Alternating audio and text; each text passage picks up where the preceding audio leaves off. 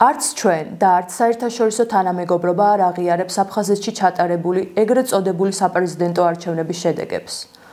თუმცა ჩემი კითხვა მდგომარეობს შემდეგში. რამდენად ქმედით ნაბიჯებს დგამს ქართული მხარე და დგას თუ არა დღეს არაღიარების პოლიტიკა საფრთხის ქვეშ?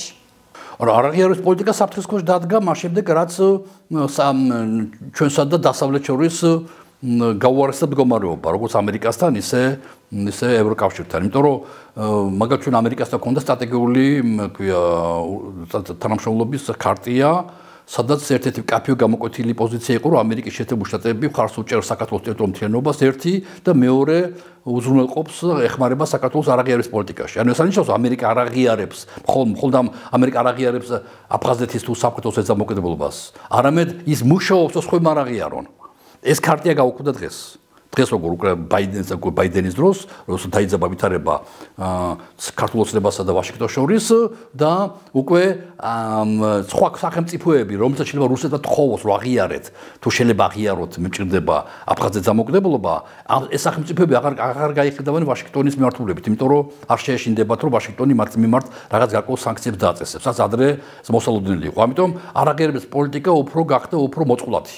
და საფრთხის მომცველი. ასევე თუ ევროკავშირთან ფუჭდება ურთიერთობები, ევროკავშირი აღარ იქნება ესეთი პრინციპული სხვა ქვეყნებთან, არ ევროკავშირის ქვეყნებთან, აფრიკულ ქვეყნებთან, ლათინოამერიკულ ქვეყნებთან, ოკეანეთის ქვეყნებთან იმუშაონ, რათა მათ არ აღიარონ აფხაზეთის საქართველოს დამოუკიდებლობა.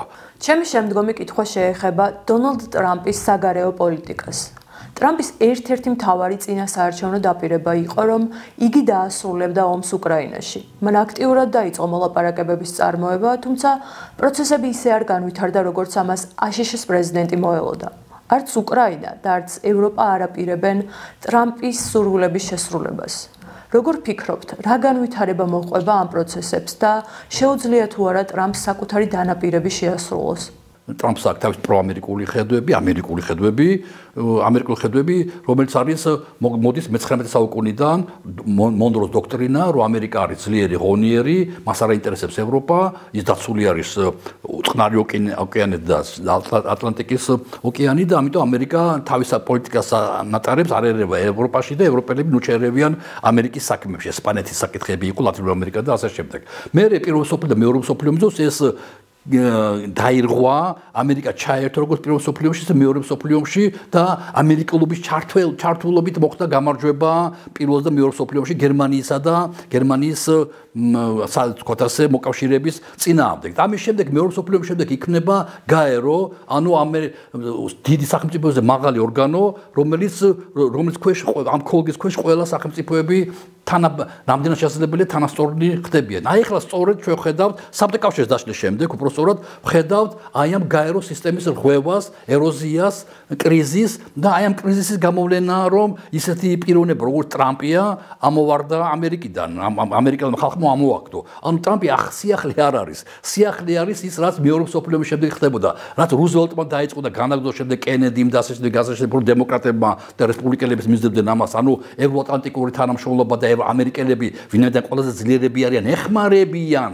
სხვებს, აი ეს არის მაინც უფრო სიახლე და უფრო რეალური იყო ყოველთვის ამ ტრამპის ხედვა, რომ ამერიკელები არიან ძლიერები, მათ არ ჭირდებათ სხვისი დახმარება და არ სხვებს არ ეხმარებიან. და აი ჩვენ რატო დავხარჯოთ ფული სხვაგან, როცა სხვაგან ზარმაცები არიან, შრომა არ შეუძლიათ, მუშაობა არ შეუძლიათ და ჩვენმა მშრომელებმა რატო უნდა ხარჯონ ფული ევროპა იქნება თუ აფრიკა იქნება თუ აზია იქნება თუ სხვა რამე იქნება. ტრამპის თავარი მეტოქი არის ჩინეთი. ჩინეთი გახდა ფორმალურად მეორე ეკონომიკა მსოფლიოში და არაფორმალურად როგორც ჩანს პირველი ძალიან ბევრი მიმართულებებით არის წამყვანი სახელმწიფო ეკონომიკაში. თანაც გამჭვირვალეობა არ არის, ამერიკაში გამჭვირვალეობა, ამიტომ არ ჩანს. ამიტომ ტრამპის თავი ამოცანა ჩინეთი დატოვოს მარტო. ერთ-ერთი მოკავშირე ჩინეთს არის რუსეთი. რუსეთი საკმაოდ სუსტი სახელმწიფოა.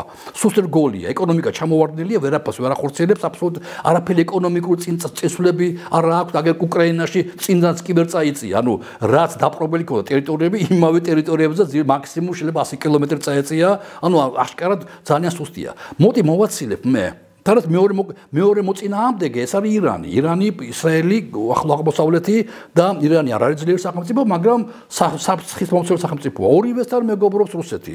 ტრამპის საკმაოდ ზედაპირული კონცეფცია იყო, რომ მოდი მოვაცილებ მე რუსეთს, ჩინეთს და ირანს და უფრო იოლი იქნება მე ჩინეთს გაუსწორდე და უფრო იოლი იქნება რუსეთის გარეშე ირანს გაუსწორდე. რაც არის ძალიან სუსტი პოზიცია, იმიტომ რომ ამერიკა მაინც დემოკრატიულია, რაც არ უნდა ტრამპმა ილაპარაკოს, ამერიკაში ინსტიტუტები მუშაობენ, კონგრესია, სასამართლოებია, შტატების დამოუკიდებლობა, უამრავი ინსტიტუტებია, რომელიც ბლოკავს ტრამპს შიგნით, მაგრამ გარეთ ინსტიტუტები არ ბლოკავს. ახლა ევროპამ გაუწია წინააღმდეგობა, სხვა სახელმწიფოები ჯერჯერობით ნაკლებად უწევენ წინააღმდეგობას ტრამპს. ამ ფონზე არ ამგონია, რომ ავტორიტარული პუტინი, ავტორიტარული ჩინეთი და ავტორიტარული ირანი ქვია დაიშალოს დემოკრატიული ამერიკის წინაშე, იმიტომ რომ ტრამპი ხვალდას ეგ შეიძლება არ იყოს მათ ინსტიტუტებიდან გამომდინარე და მათი ერთობა რატო უნდა გაფუჭიდეს საუკუნოდ, ხო? თუ რუსეთმა დღეს უღალატა ჩინეთს ან ირანს, ერთი 5 წლის შემდეგ ვეღარ დაუმეგობრდება, როცა ამერიკაში შეიცვლება სიტყვაზე ხელისუფლება და დემოკრატები მოვლენ, ან სხვა რესპუბლიკელი მოვა, რომელიც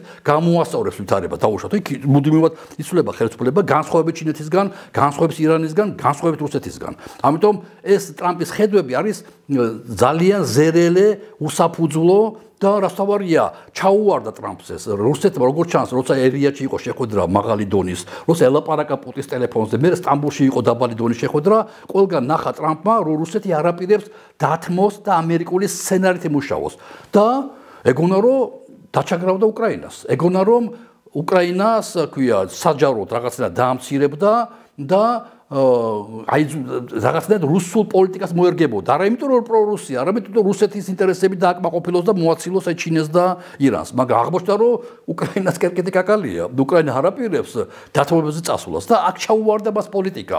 და აქ მოხდა ეს ნერვიული რაღაც ესეთი ისტერიული შეხვედრა, რაც იყო ზელენსკისთან. ზელენსკიდან 100%-იანი მართალია გულახდოთ თქო, მაგრამ რაც უნდა მართალი იყო, რა ამერიკა და რაც უნდა მტყვანი იყოს ამერიკა და ცდებოდეს, ამერიკა თავის შესაბამისად იმდენ ვერ დამარცხდება, რამდენ შეიძლება დამარცხდეს ჩემს სიმართლეში. ამიტომ უფრო გაწონასწორებული უნდა იყო და უფრო უნდა ხვდებოდე ვისთან გაქვს საქმე. ზელენსკის შეცდომა იყო ის, რომ ჯერ ესეთი არა იყვანა თარჯიმანი და მის ინგლისური არ იყო იდეალური და მის მოწინააღმდეგეები არიან მშობლიური ენა ინგლისურია, სტუმრად არის მათთან. ეს ერთი შეცდომა პროცესი პრინციპული და იმიტომ რომ და მეორე მისი როგორც ტრამპია გამოუცდელი პოლიტიკაში, ესე ზელენსკია გამოუცდელი პოლიტიკაში. არ უნდა ასწავლო ამერიკელების ჭკუა. იმიტომ რომ ამერიკას არ ჭირდება ჭკუის სწავლა. იმიტომ კი არა რომ ესეთი ქედმაღლები არიან, იმიტომ რომ მართლაც ზელენსკის ფრაზა რომ თქვენ შეგეხებათ ეს ომი, ეს არ არის სწორი. ამერიკას არასდროს არ შეეხება ევროპული ომები. მართლაც დაცულია ოკეანეებისგან. მართლაც ეს მონდროს დოქტრინა შემთხვევით არ შეიქმნა მე-19 საუკუნეში. და ანუ შენ როცა ამერიკა გეხმარება, ის გეხმარება თავისი ღირებულებებიდან გამომდინარე და იმიტომ რაღაც ეშინია. აი ბრიტანეთი როცა გეხმარება, საფრანგეთი როცა გეხმარება, გეხმარება იმიტომ რომ თუ არ დაგეხმარა შენ დღეს, ხვალ მას პრობლემები ექნება.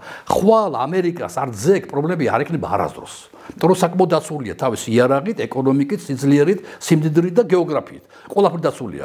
ამიტომ როცა ვაშინგტონში, თეთრ სახლში, ოვალურ კაბინეტში ამერიკელებს ასწავლენ ჭკუას, რომ თუ არ დამეხმარები, შენ პრობლემები შეგექმნება, მე პრობლემები არ შემექმნება.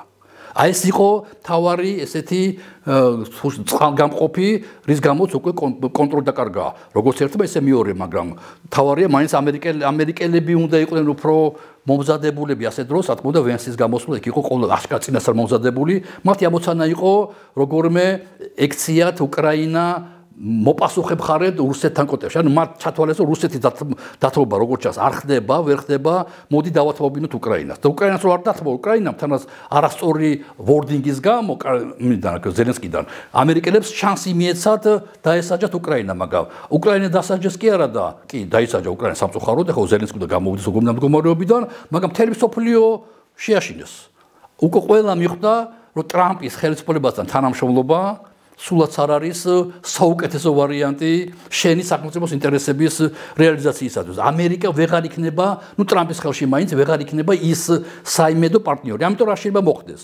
უკვე ტრამპა დღეს გამოაცხადა, გუშინ დღეს გამოაცხადა, რომ დაბეგრავს უკვე ჩინეთის წინამდე 10%-იანი ზრდა განახორციელა ტარიფებისა, კანადის და ქვია მექსიკის წინამდე 25%-იანი.